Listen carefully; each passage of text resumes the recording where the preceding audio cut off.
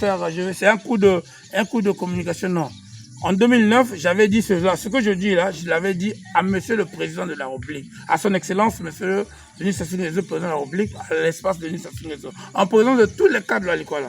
En 2009, à l'époque, je m'en souviens, j'étais encore un jeune, non, j'avais terminé à l'université, mais et j'avais dit au Président de la République, la Likoala, c'est le transport de la Likoala, c'est un casse-tête.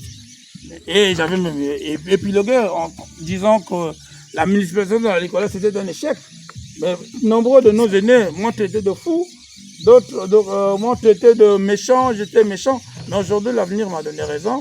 Donc vous voyez, il fallait à tout prix démissionner autant que conseiller. Laisser mon confort, les privilèges du conseiller municipal, pour que ça interpelle les pouvoirs des gouvernants, la réaction des gouvernants.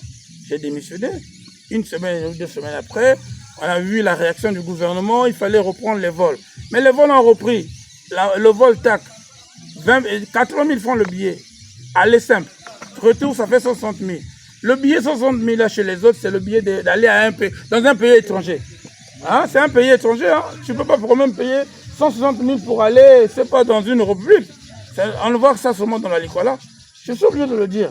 Nos aînés ont peur de le dire parce qu'ils ont des postes à sauvegarder. Moi, je n'ai pas de poste à sauvegarder parce que si je dis que la Likoala est enclavée, on va m'enlever de poste. Moi, je suis avocat, je n'ai pas de comptes à rendre, je rends les comptes à mon barreau. Donc je n'ai pas de comptes à rendre à qui que ce soit.